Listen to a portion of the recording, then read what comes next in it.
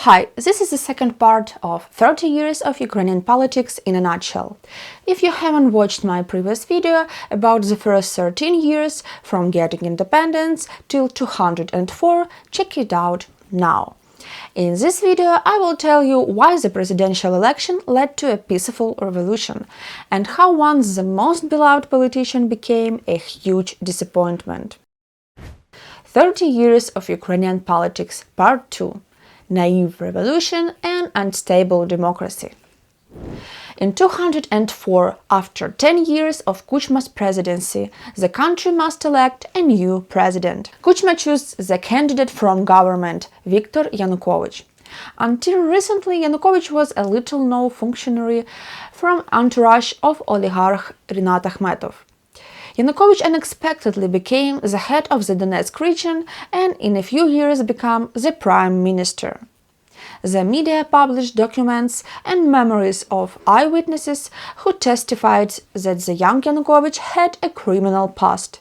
He was convicted and that his wife's family ties and cooperation with the KGB helped him to whiten his bad reputation.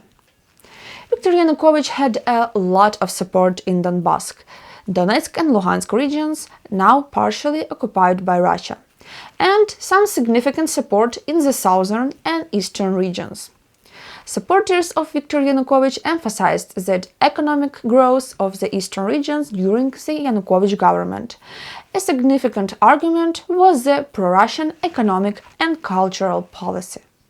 In Kyiv, the central, northern and especially western regions, Viktor Yanukovych enjoyed very low support due to rising prices for basic products, a significant level of corruption, Yanukovych criminal pasts and pro-Russian orientation.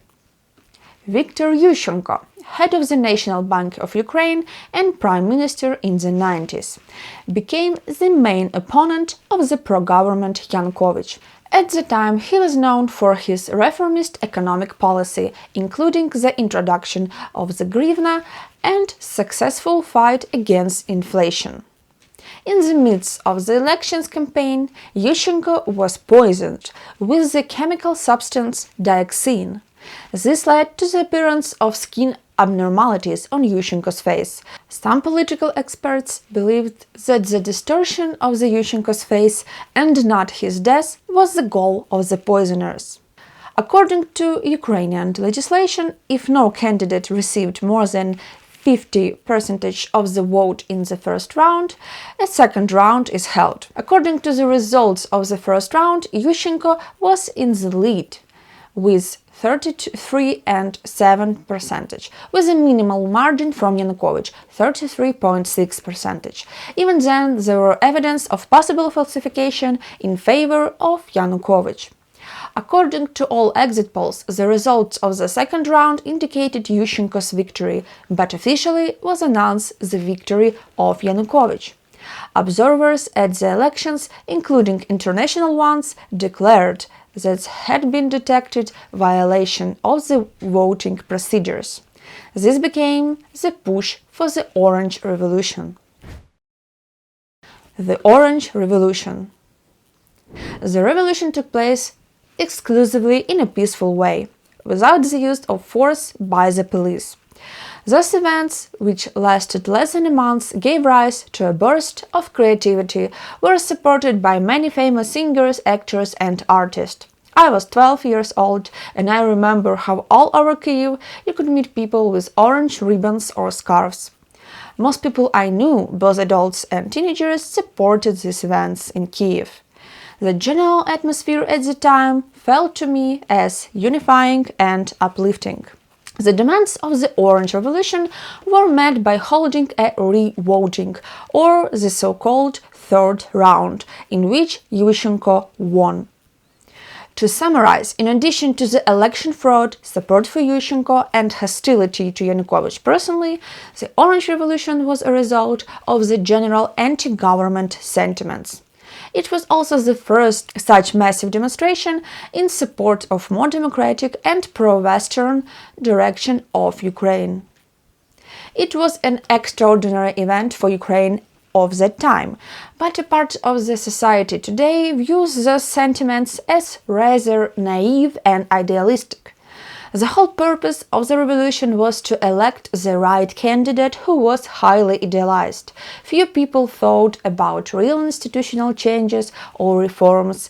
Everyone chanted Yushchenko and had huge hopes on just one person.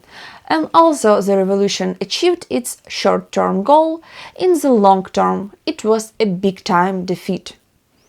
President Viktor Yushchenko got the most here.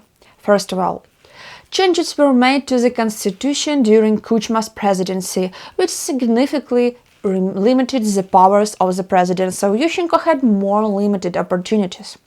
Although he could make a difference if he had the political will and also managed to keep the democratic team united. But the members of the Orange team played their own game, pursuing their own political ambitions, and altogether causes instability and eventually a political crisis. Conflict between the president and the government. With the ratification of the parliament, Yushchenko appointed Yulia Tymoshenko as prime minister and Petro Poroshenko, who also aspired to become prime minister, as secretary of the National Security and Defense Council. Only a few months after taking office, Yulia Tymoshenko will be accused of corruption, and President Yushchenko will dismiss her government and form a new one. The interpersonal conflict between Yushchenko and Tymoshenko continued throughout Yushchenko's presidency. This led to the destruction of the Orange team and the revenge of Viktor Yanukovych, a pro-Russian opponent of the revolution. It was a very turbulent process, so I will try briefly outline what happened. So, after the resignation of Tymoshenko's first government, Yushchenko's associate Yekhanurov performed the duties of the prime minister. But already next year, 2006, according to the results of the parliamentary elections, Viktor Yanukovych's Party of Regions will get the most voters in the parliament. However, the Orange parties had the opportunity to appoint a prime minister from among their representatives. But 4 months of internal conflict ended in nothing, and Yushchenko accepted his former opponent Viktor Yanukovych as prime minister. But even then, Yanukovych did not last long, because president dissolves the parliament. Another election is held, after which President Yushchenko agreed to allow Tymoshenko to become prime minister for the second time. Whew. The controversial legacy of the revolution. Of course, such turbulence made pro-Ukrainian democratic forces much weaker. As a result, next presidential elections will win a pro-Russian candidate you're already familiar with. In numerous polls of public opinion, it's Yushchenko who caused the most negativity and considered the least fulfilled president of all 6. He is personification of the expression "the higher you climb, the harder you fall." Because of this, Yushchenko's legacy is often mistakenly neglected. However, he is the first president of clearly democratic and patriotic views. He repeated that the citizens of Ukraine should know their history and respect democratic values, and called for a broad public discussion.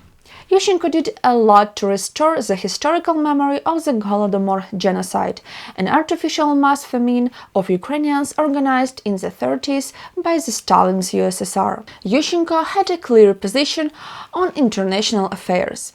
Ukraine pro-European aspiration, and for this, real diplomatic steps began to be taken. Also, I want to admit his condemnation of Russia's attack on Georgia in 2008. Many in Ukraine believe, and I personally cannot disagree with this, that the lack of an adequate response to Russia's attack on Georgia is one of the biggest mistakes of the world political community, which paved the way for future attacks on Ukraine in 2014 and 2022. Also, if you haven't seen it yet, check out my video on the 5 levels of Russia war against Ukraine. Next video will be about one of the most significant events of recent Ukrainian past, the Revolution of Dignity. So thank you for your interest in Ukraine and see you soon.